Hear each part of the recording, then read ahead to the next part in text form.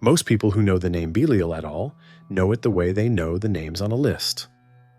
One of dozens of medieval demons, an entry in a grimoire, a word that appears between two other names and carries about as much weight as either of them. Interchangeable, generic. The kind of figure that populates the margins of occult catalogs without ever demanding close attention. That is what the name has become. What it was is a different matter entirely. The Dead Sea Scrolls contain a formal written treatise, not a passing reference, not a folklore fragment, not a literary flourish. A structured theological treatise in which a named figure called Belial occupies the dark pole of a complete dualistic cosmology. The same corpus contains formal curse liturgies, scripted, communal, recited aloud against him by name. And alongside those curse liturgies, exorcism formulas, apotropaic texts, composed specifically for warding off his presence. This is not folk superstition. This is not casual demonology. This is a structured, internally coherent theological system with a named central figure, a formal ritual practice, and a community serious enough about both to write them down and use them. And then there is 2 Corinthians 6:15, a letter, 1st century, addressed to a congregation in a Greek city that had nothing to do with Qumran, the Judean desert settlement associated with the community that preserved these documents. The verse reads, "What accord has Christ with Belial?" No footnote, no introduction, no explanation of who Belial was or why the name belonged in that sentence. Written as though it needed none. By the end of this video, you will understand what the Dead Sea Scrolls actually built around the name Belial. A dualistic treatise, a corpus of curse liturgies, and a set of exorcism formulas. And why a single unexplained reference to that name in a New Testament letter is the strongest evidence of how thoroughly that entire infrastructure has since disappeared from popular memory. If the most elaborately documented adversarial figure in the Dead Sea Scrolls, named in a treatise, cursed in formal liturgy, warded against in exorcism texts, has been reduced in later tradition to an alternate spelling for a vague devil, that reduction is not a neutral simplification. It is the complete erasure of a specific, coherent theological system. This channel has spent several episodes tracing what gets lost in those reductions. This is the deepest loss yet. The verse is 2 Corinthians 6:15. It reads, "What accord has Christ with Belial?" No footnote, no explanation. Paul assumed his readers would know. The Community Rules Two Spirits framework and the War Scrolls eschatological battlefield are not new to this channel. By the end of this chapter, you will understand why this episode does not begin there, and what it is beginning toward instead. This channel's episode on the scapegoat ritual established the Community Rules framework for understanding human behavior as governed by two opposing forces: the Prince of Light and the Angel of Darkness, set in opposition, not merely as metaphor, but as cosmological structure. And the Melchizedek episode established the War Scrolls eschatological battlefield, where Michael commands the sons of light against Belial's sons of darkness, in an end-time conflict already understood as both literal and imminent. Both of those frameworks named Belial as a figure within Second Temple Jewish theology. Both of them are now assumed. This episode's purpose is not to restate those frameworks. It is to ask a different question. What was the full literary and liturgical architecture that the community at Qumran built around this specific name? A treatise is one thing. A curse liturgy is another. An exorcism corpus is a third. The figure who generated all three is not operating at the level of a generic adversarial title. He is operating at the level of a system, one that was coherent, internally developed, and dense enough to be referenced without explanation by a writer who expected his audience to follow. Before any of that architecture is examined, there is a verse. Paul's second letter to the Corinthians, chapter 6, verse 15, places the name into a rhetorical question.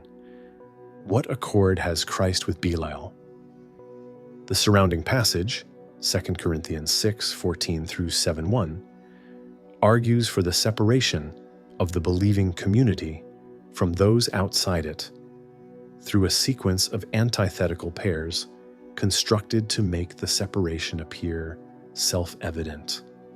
Light and darkness, righteousness and lawlessness, the temple of God and idols. And in the center of that sequence, Christ and Belial. The pairing is framed as self-evidently absurd. No reconciliation is conceivable. The question is rhetorical in the fullest sense. It does not invite an answer because the answer is already understood to be nothing.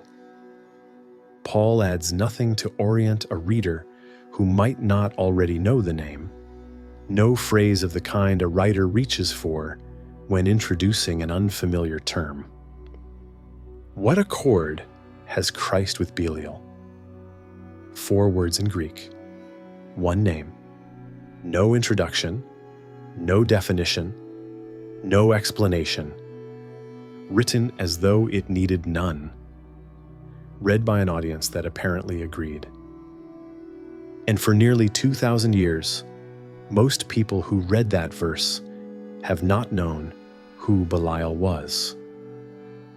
That absence, nearly 2 millennia of readers encountering a proper noun without its context, is not a minor gap in transmission.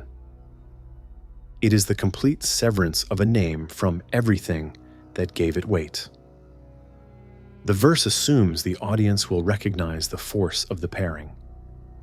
Christ on one side, Belial on the other. The opposition is supposed to be as clear as light and darkness, righteousness and lawlessness. For readers who knew the full Qumran portrait of Belial, it was. For readers who inherited only the canon and not the literature that shaped what the canon's earliest audiences knew, the name has floated without anchor. Consider what that floating looks like in practice. A reader encounters the verse in the middle of a letter about community conduct. The surrounding passage uses pairs of opposites that are already fully understood. Light and darkness require no explanation. Righteousness and lawlessness require no explanation. The temple of God and idols require no explanation. And then the passage uses a pair where one of the terms is a proper noun with no introduction. The rhetorical structure of the surrounding pairs tells the reader that this proper noun is supposed to function exactly like the others.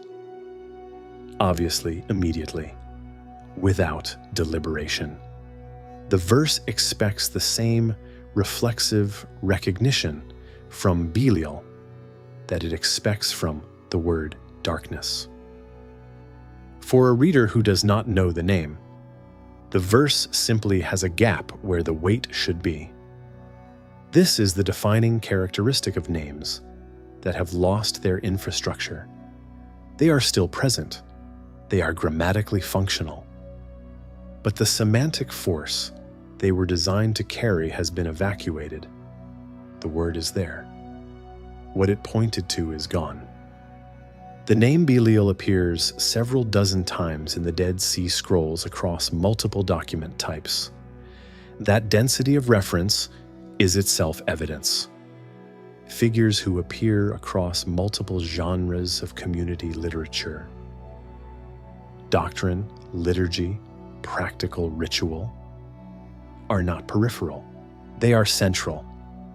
The question this episode is answering is why that centrality has been so completely invisible to most readers who encountered the name in the one place it survived into the mainstream canon.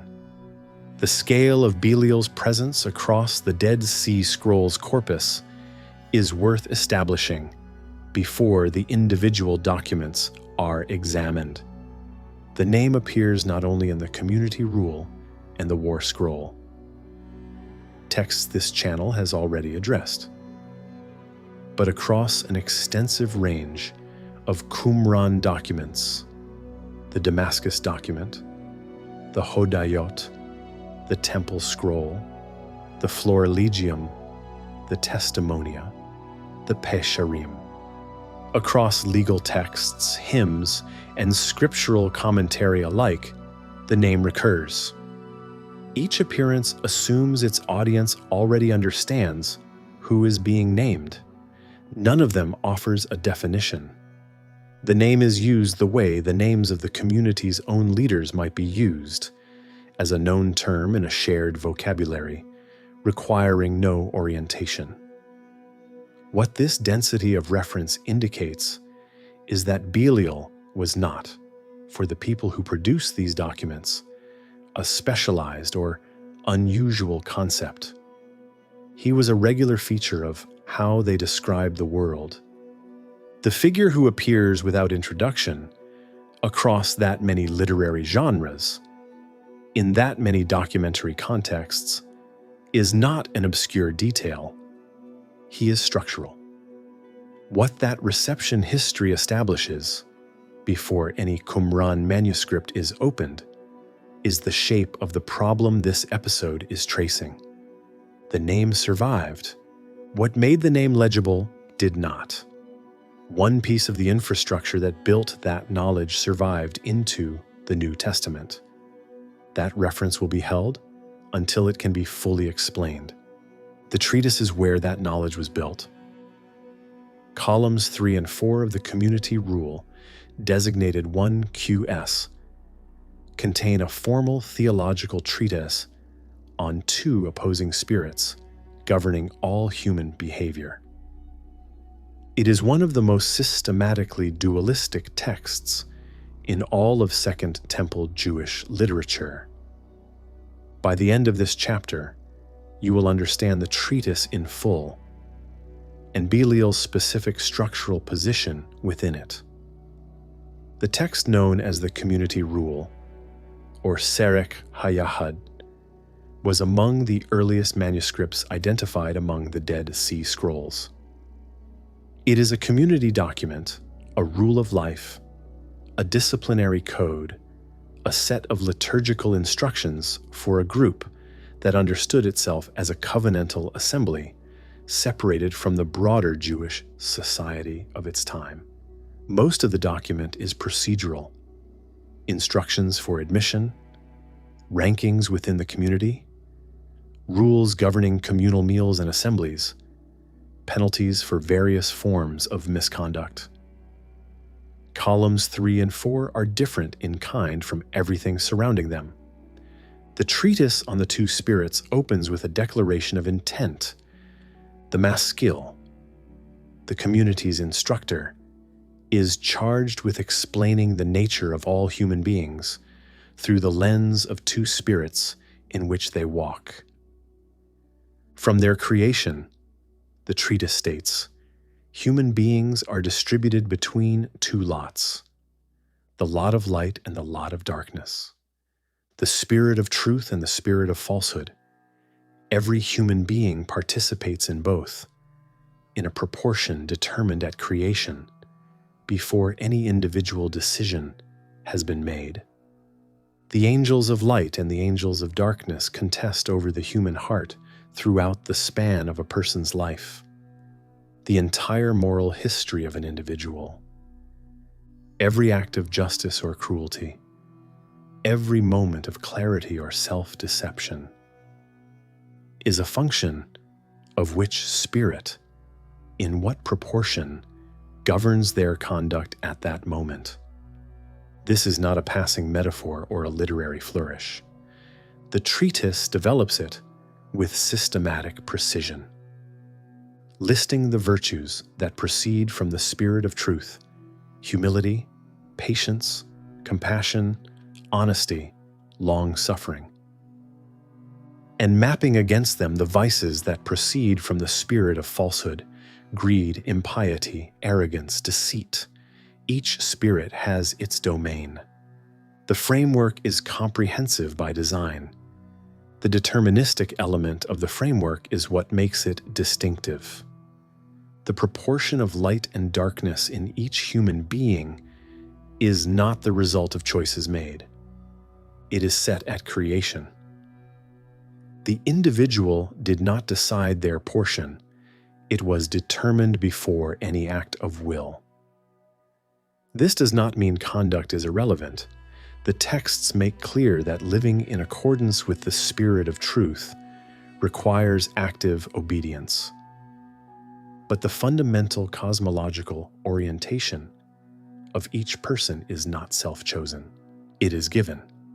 The Two Spirits Treatise then extends this framework cosmologically. The contest between the two spirits is not merely interior, it is cosmic. The spirit of falsehood operates in the world in ways that produce observable outcomes. The lot of darkness generates a recognizable pattern in human behavior, and that pattern is the evidence of an underlying spiritual reality the treatise is naming. The framework also functioned as identity discourse, giving the community a vocabulary for why they were what they were, why outsiders were what they were, and why the boundary between the two groups was not merely human convention, but a reflection of a deeper cosmic division. This matters because the treatise is not only describing evil in the abstract, it is explaining the community to itself. Those inside the covenant are not merely people who made better choices, they are people whose portion belongs more fully to the spirit of truth. Those outside are not merely mistaken outsiders. They belong, in the community's own vocabulary, to the lot of darkness. Belial, therefore, functions as more than the ruler of a cosmic category. He becomes the theological explanation for the boundary itself. The community's separation from the world is not presented as preference, politics, or temperament. It is presented as participation in a cosmic division already built into reality at the moment of creation. At the head of the spirit of falsehood, named not merely implied, stands the angel of darkness.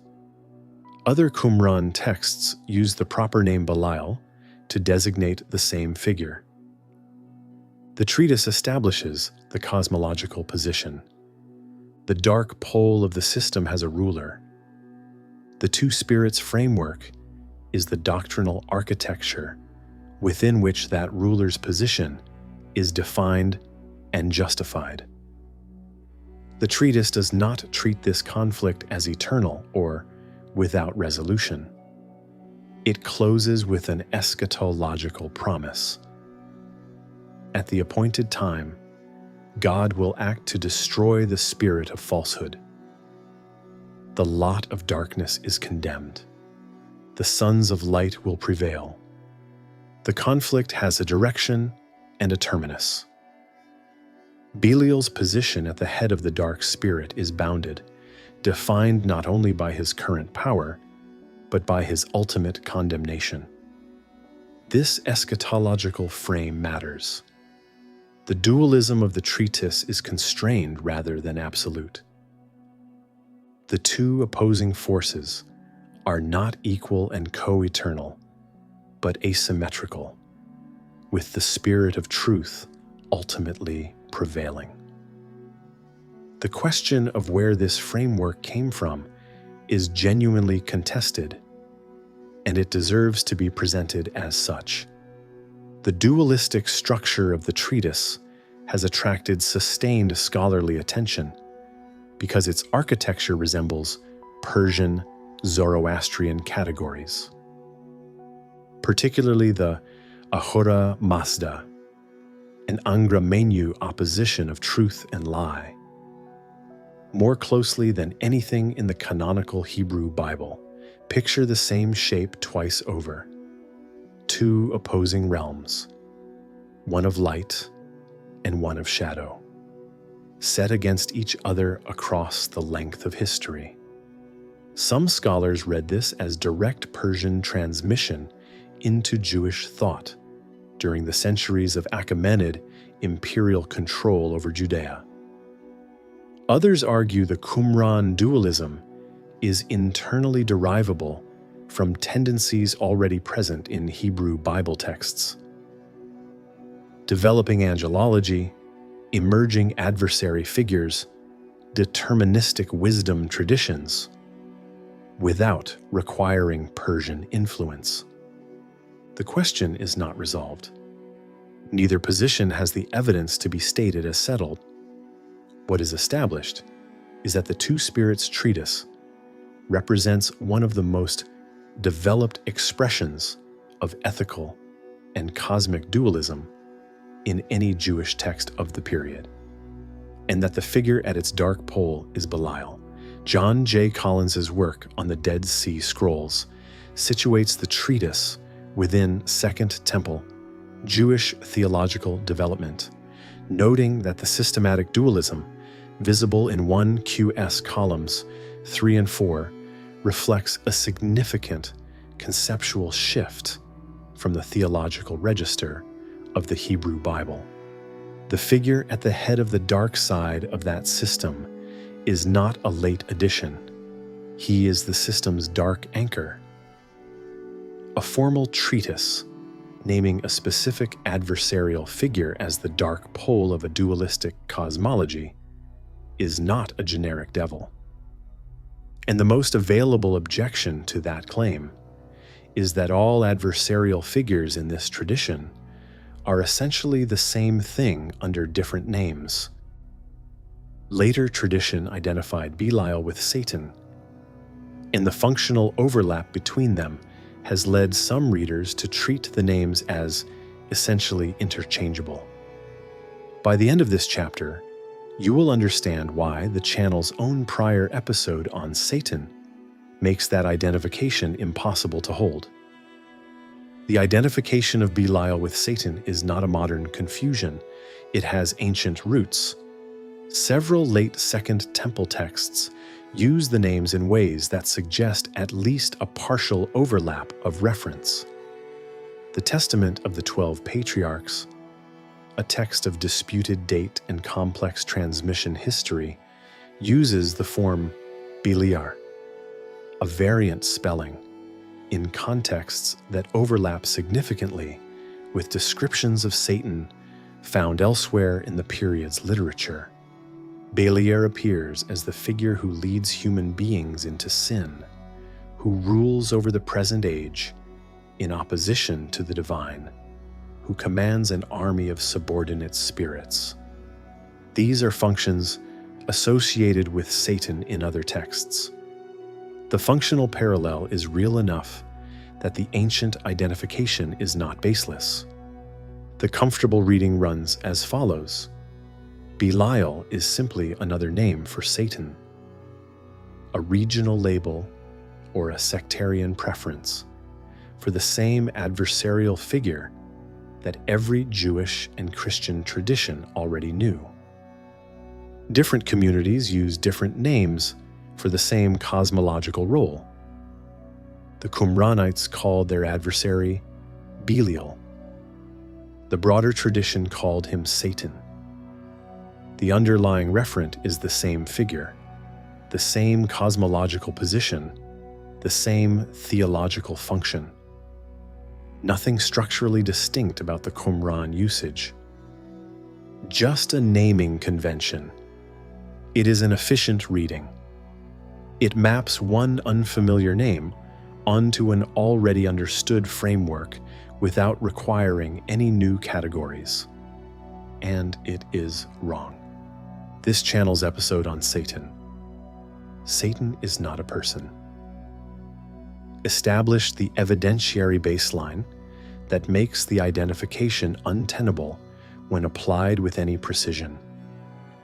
The Hebrew Bible's Satan is a sparse, largely functional adversarial title. In Job, it designates a member of the divine council whose function is accusation and testing. A being who moves among the sons of God and whose role within that council is to bring adverse reports about human beings before the divine court. In Zechariah, the figure appears in a courtroom scene as a prosecuting figure, opposing the high priest Joshua. In Numbers, the angel of the Lord stands in the road as a Satan, an obstacle, a hindrance against Balaam. The word in most of its Hebrew Bible occurrences is not a proper name. It is a functional description, the one who opposes, the one who tests, the one who accuses. The figure it designates is contextual, sparse, variable in nature across texts. There is no Hebrew Bible Satan who has a treatise written about him, no corpus of formal curse liturgies directed at him by name, no exorcism tradition built specifically around warding off his presence. The development of Satan from a functional title into a named personal adversary with a narrative, an identity, and an eschatological role was a gradual process that unfolded across the Second Temple period and into early Christianity. Early Christianity inherited a Satan who had accumulated attributes and narrative weight over several centuries of theological development. By the time Paul wrote, the figure of Satan was far more elaborated than anything visible in the Hebrew Bible's sparse usage. But Belial at Qumran is not merely another stage in the Hebrew Bible's sparse Satan terminology.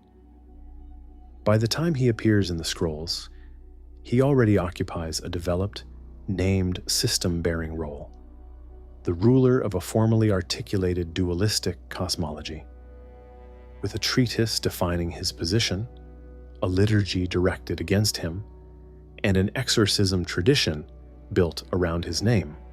He is structurally and documentarily more fully realized within his own textual tradition than the Hebrew Bible's Satan ever is. The comparison between the two figures therefore runs in one direction only.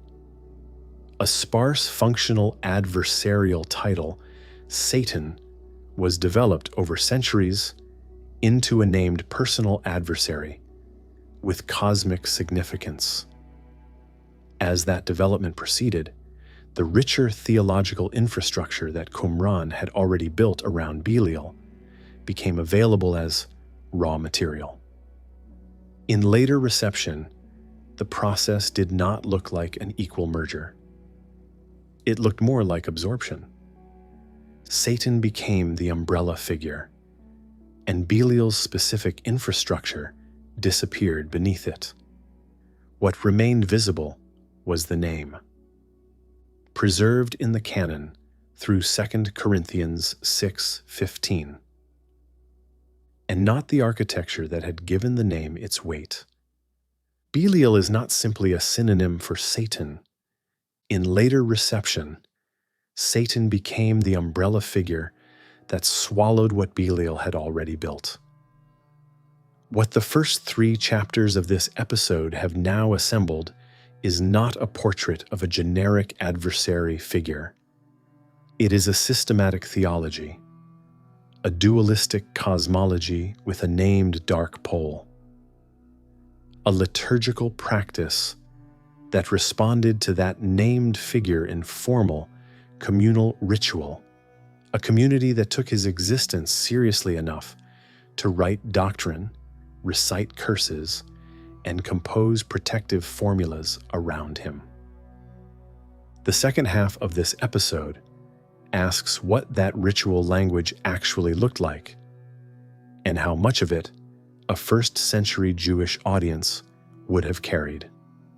A figure this specifically developed in a theological tradition would not need to be introduced to an audience shaped by the same tradition. A writer addressing that audience could name him without explanation. That is the verse's logic. The payoff is coming. Keep it.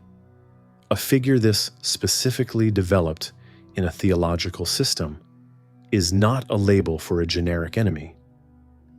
And the community that built that system around him also built something more concrete, a liturgy that used the name out loud, together, in a formal ritual setting.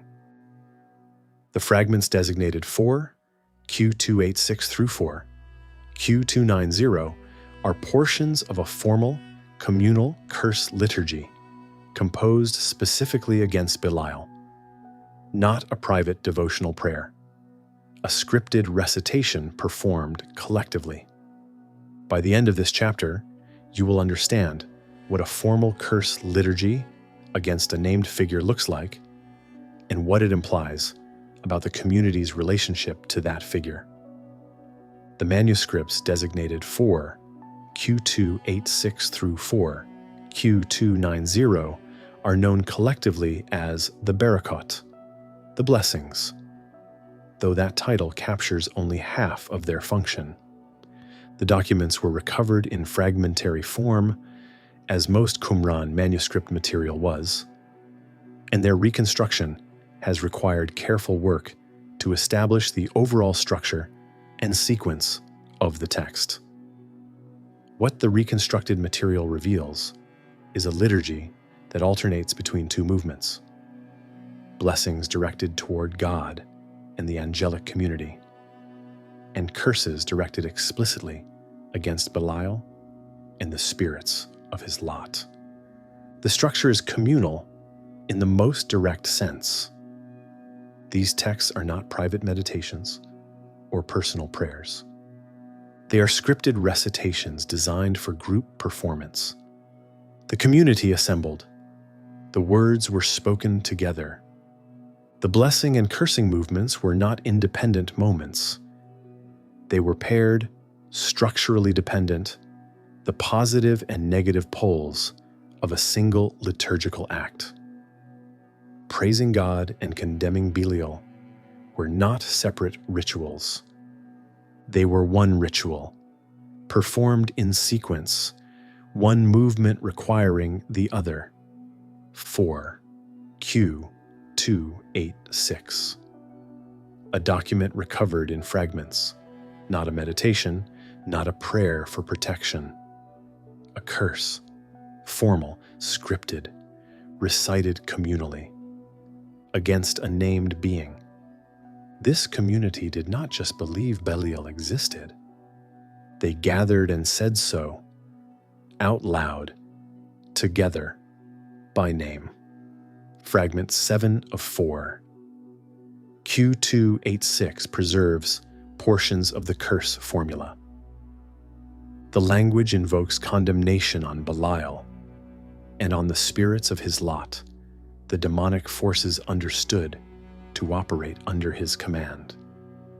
The scholars who have worked most directly with this material, Bilha Nitzan, in her detailed examination of Qumran prayer and religious poetry, and Philip Alexander in his work on Qumran demonology, have both drawn attention to the formal, institutional character of what these texts represent.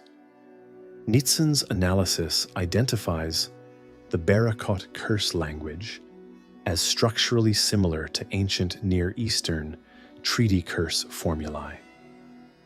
The kind of formal imprecation found in covenant texts where loyalty to the covenant is reinforced through the public cursing of the covenant's enemies.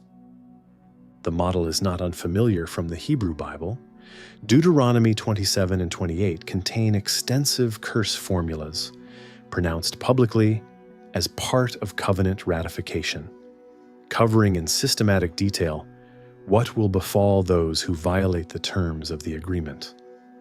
The Berakhot are operating in the same formal tradition, but with a specific modification. The target of the curse is not an abstractly imagined covenant breaker or an unnamed enemy. The target is named. Belial is the covenant's named adversary. His condemnation is the negative counterpart to the community's positive commitment to the covenant with God. This has institutional consequences worth attending to. The community rule describes an annual ceremony in which members of the community renewed their covenant commitment. A ritual of entry and re-entry in which members passed through a formal process of blessing and cursing. The blessings confirmed the spiritual standing of those within the covenant. The curses condemned the lot of Belial and those who had gone over to his side. New members entering the community heard both, the blessing that welcomed them and the curse that defined the boundary they were crossing. Belial was not a theoretical enemy invoked for atmospheric completeness. He was the specifically named figure against whom the community's identity was partly defined in the moment of formal community admission. The covenant at Qumran had two sides, as all covenants do. A positive side, in which the community committed itself to God and the law, and a negative side, in which the community formally separated itself from and cursed everything that stood against that covenant. Belial was the named anchor of the negative side. The curse liturgy made that opposition concrete, communal, and audible. Alexander's contribution to understanding these texts is his attention to the implications of the curse liturgy's existence for understanding how the community understood its cosmological situation. Communities compose formal curse liturgies against specific named beings when those beings are understood as real, active forces operating in the immediate present, not as mythological background details or theological abstractions recalled for ritual completeness. The Berakhot are not antiquarian material. They are not a ritual performance of something the community believed had already been decided. They are an ongoing, repeated enactment of opposition to a being the community believed was presently active, presently dangerous, presently contesting with them over the spiritual allegiances of their members and the fate of their community. The scripted communal nature of the recitation amplifies this reading. This is not one person's private conviction that Belial is a real and threatening force. It is a collectively maintained, ritually performed, institutionally authorized position. Every member of the community who participated in the Berakhot liturgy was, in that act, publicly subscribing to the view that Belial existed, was hostile, was operating, and required formal communal opposition. The curse made membership in the community partly constitutive of an anti-Belial stance. To be a member of this community was, among other things, to be someone who had gathered with others and cursed Belial by name.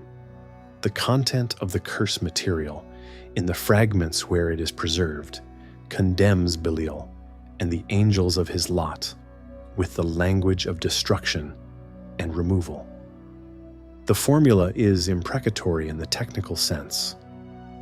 It invokes divine judgment against the condemned figure, asking that he be given over to darkness, separated from the divine presence, consigned to the fate already determined for him in the eschatological framework of the Two Spirits Treatise. The curse is not independent of the doctrine. It is the doctrine enacted, what the treatise established as a theological fact. That Belial's lot is condemned, that the spirit of falsehood will be destroyed at the appointed time. The Berakhot affirm communally and audibly in formal speech together. The scale of the material is also significant. 5 overlapping manuscripts, 4, Q2, 86 through to 4, Q290, represent a substantial investment of scribal and liturgical effort directed at a single named figure. The existence of multiple manuscripts indicates that this was not a minor or occasional element of the community's practice. It was integrated, regular, and evidently important enough to warrant the production of multiple copies. The Berakhot were not peripheral. They were central. What a community that writes formal curse liturgies against a named being is expressing is a specific relationship to cosmological danger. Not abstract evil, not an impersonal force, but a specific named figure believed to be operating against them in real time. The liturgy names the being. The naming is the point. A curse liturgy recited against a named being establishes communal recognition. The songs of the sage were composed for something more immediate, active protection from Belial's presence, directed at the individual who performs them. The songs of the sage, designated 4 Q510 and 4 Q511, are apotropaic texts, formulas composed specifically for warding off demonic presence. By the end of this chapter, you will understand what practical, active engagement with Belial looked like in the community's ritual life. Apotropaic literature is a distinct literary and functional category. The term comes from the Greek for to turn away or to avert. An apotropaic text is not a doctrinal statement about the nature of a threatening figure. It is not a communal cursing of that figure. It is a formula designed for use in a specific situation. The situation of imminent or ongoing demonic threat, whose purpose is to repel the threatening force. Apotropaic texts are, in the most precise sense, practical. They are tools. The songs of the sage, 4Q510 and 4Q511, are apotropaic in exactly this sense. They describe the maskil, the community's instructor, engaging in a specific ritual practice, praising God, and invoking the divine name as a defense against demonic attack. The texts name Belial directly among the spirits being warded off, alongside a range of other malevolent beings. The formula is active and directed. It is not an abstract invocation of divine protection in general terms. It is a specific counter to a specifically named threat, performed in a specific context by a specific community functionary. The identity of the maskil matters here. Across multiple Qumran documents, the maskil is the figure responsible for the community's spiritual instruction and protection. He teaches, he leads. He is the one charged with maintaining the community's proper orientation toward the spiritual reality in which they believe themselves to be living. The songs of the sage are his instrument for the particular task of spiritual defense. When Belial, or the spirits of his lot, are understood to be close, threatening the community, attacking individual members, contesting for spiritual ground. The maskil speaks these words. The songs are both a protection and a marker of the maskil's role as the community's spiritual guardian against specifically named forces. The curse liturgy belongs to the assembled community. To the formal setting, the annual ceremony, the collective act of institutional opposition. The songs of the sage belong somewhere else, not the courtroom of the covenant renewal, not the liturgical calendar, the room where protection is needed right now. The register changes accordingly. It is not communal and declarative. It is individual and immediate. A single voice, invoking the divine name against a named threat in real time. The literary register of the songs of the sage is different from both the Treatise and the Berakhot, and that difference is worth attending to carefully. The Treatise explains it is doctrinal prose, structured for understanding. This is what the two spirits are. This is what they produce. This is how the conflict will end. The Berakhot enact liturgical performance, structured for communal expression. We gather, we speak, we curse, we bless. We make our opposition manifest together. The songs of the sage equip, practical preparation, structured for individual use in a moment of specific need. 3 different genres, 3 different registers, the text that explained him, the words that cursed him, and the formulas that kept him away. What this 3-part portrait of the Belial tradition establishes is a comprehensive investment. The community engaged with him doctrinally as a matter of understanding the structure of reality. It engaged with him liturgically as a matter of communal identity. And it engaged with him practically as a matter of active defense. No corner of religious engagement is untouched. He is not a peripheral presence in this community's theological world. He is the named anchor of everything it understood itself to be working against. The framing for these texts requires consistent care when they are presented to a contemporary audience. The songs of the sage are historical, liturgical artifacts. They are evidence of how a specific Second Temple Jewish community understood its cosmological situation and the ritual means available for navigating it. Studying them illuminates a tradition. It does not recommend a practice. The apotropaic formulas are evidence about what the community believed, not instructions for what any contemporary reader should do.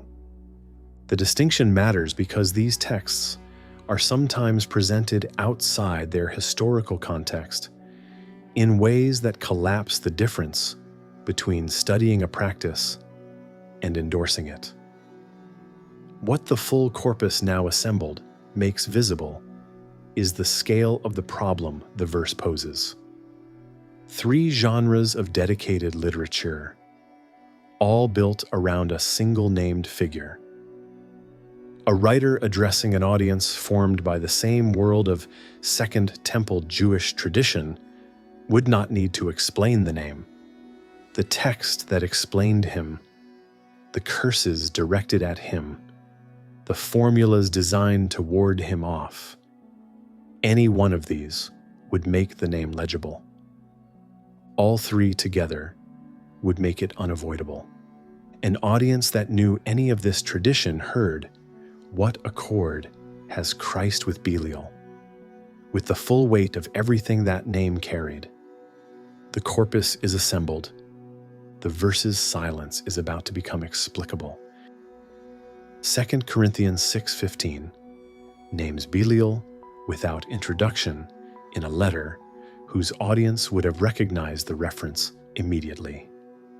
By the end of this chapter, you will understand why the verse could work that way, and the scholarly question that makes this honest. The verse can now be read with all of its weight. What accord has Christ with Belial?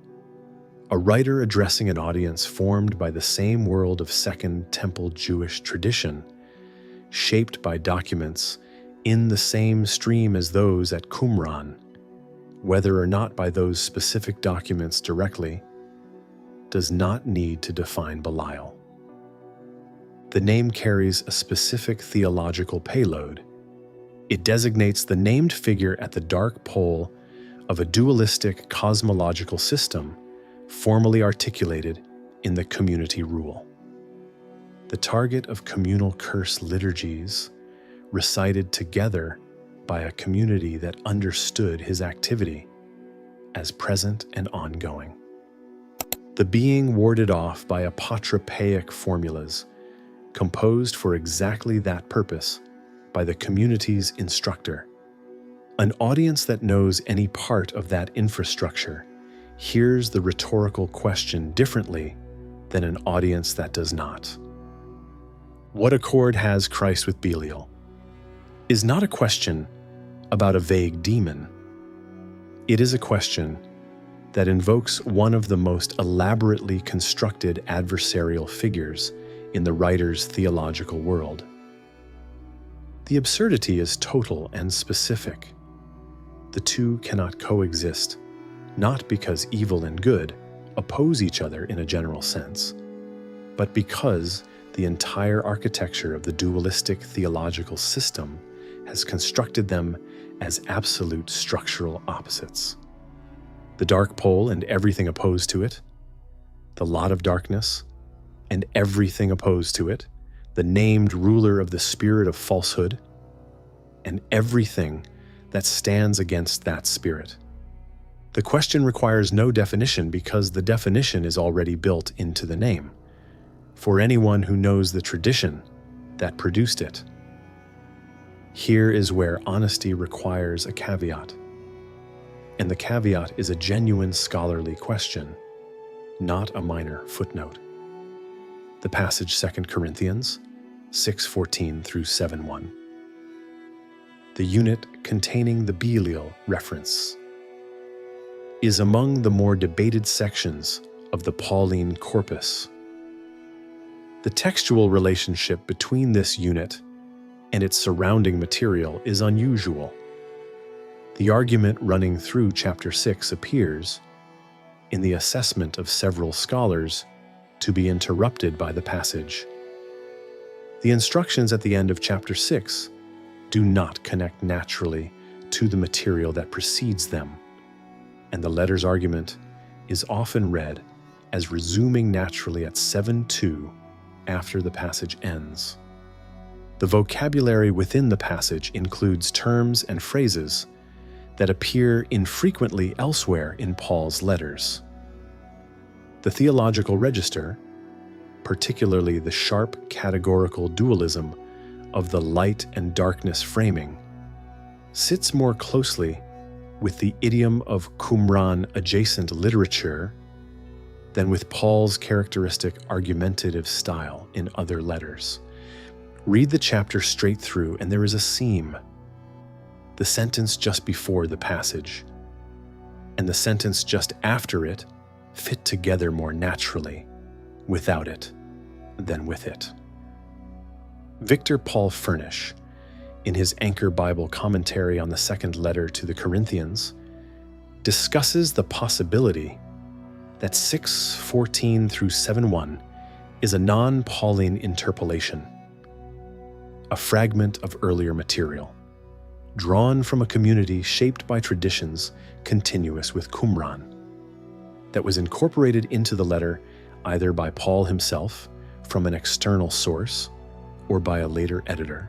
The interpolation hypothesis is a scholarly position with serious advocates. It is also contested.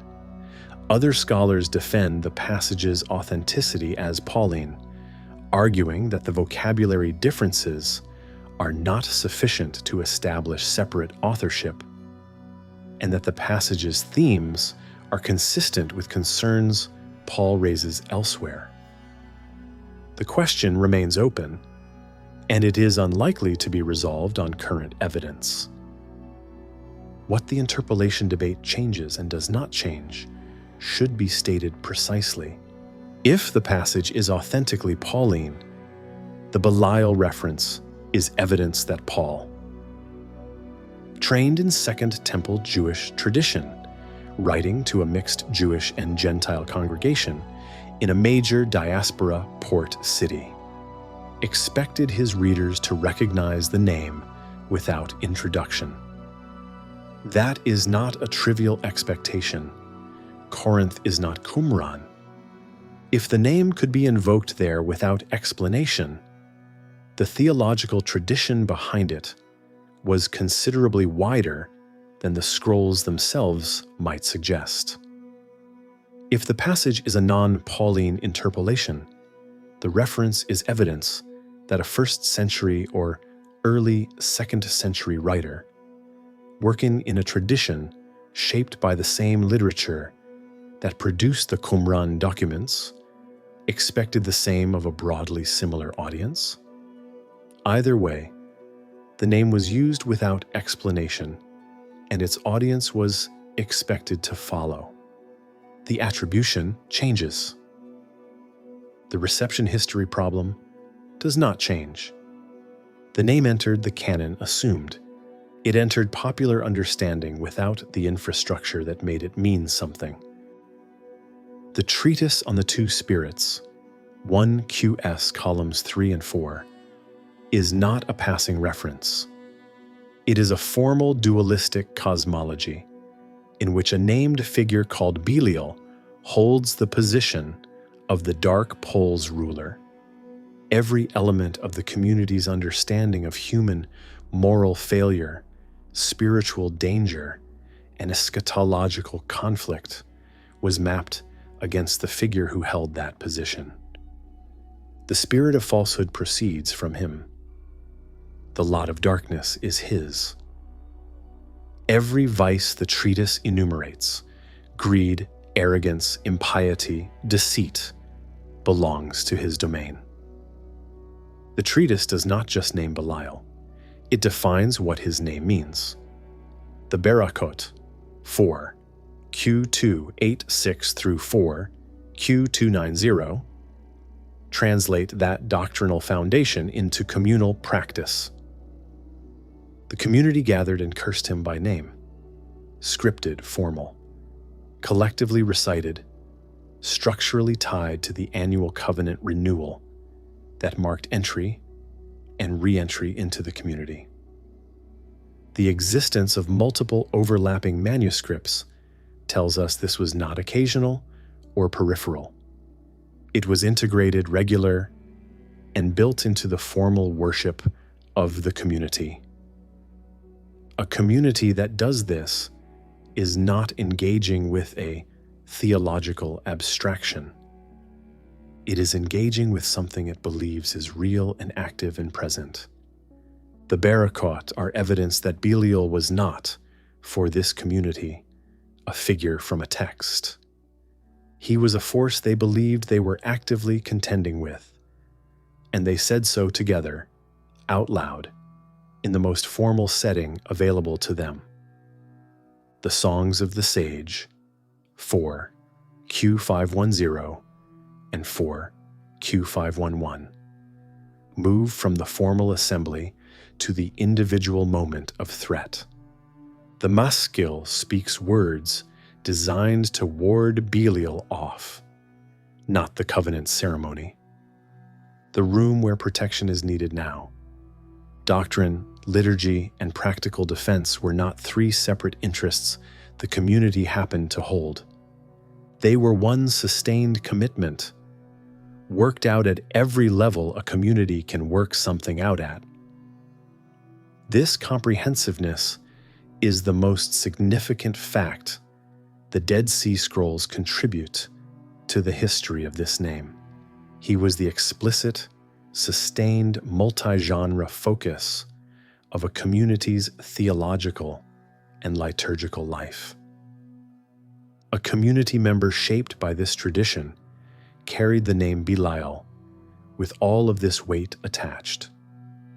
The name arrived in their hearing already dense, already defined, already the anchor of a specific, elaborated system. 2 Corinthians 6:15 is one verse. 4 words in Greek around one name, carrying a system most of its later readers never saw. They have read it as a rhetorical question about a generic demon, or a colorful way of saying evil, or a textual curiosity to skip past on the way to the next argument.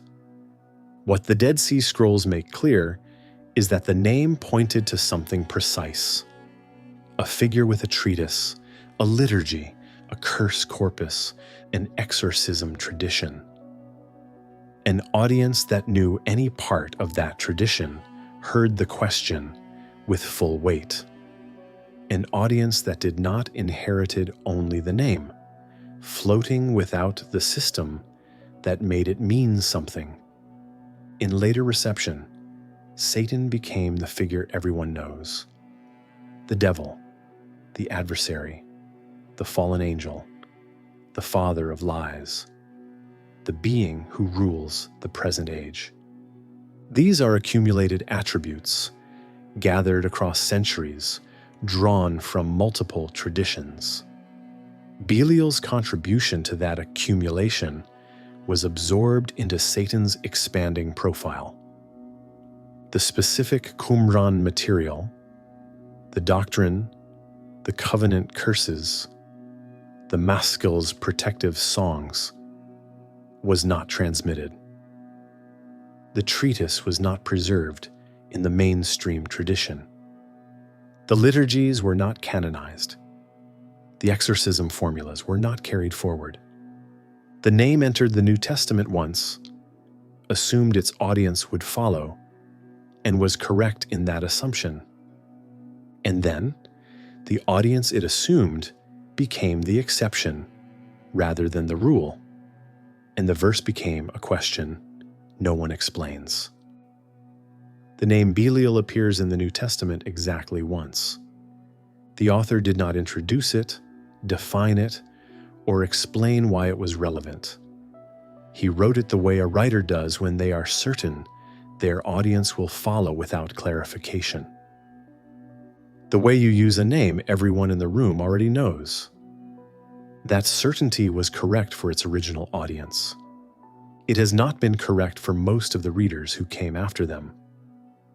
What those readers inherited was the verse and not the infrastructure, the name and not the treatise, the liturgy, the exorcism corpus, or the precise theological architecture that made the name mean something specific rather than something vague, whether that inheritance was inevitable. Whether the canon's boundaries made it unavoidable that the figure would survive while the system that built him did not, is not a question the texts answer. What they leave behind is the gap between a verse that once landed with full weight and the same verse read today, as an odd rhetorical question no one bothers to explain.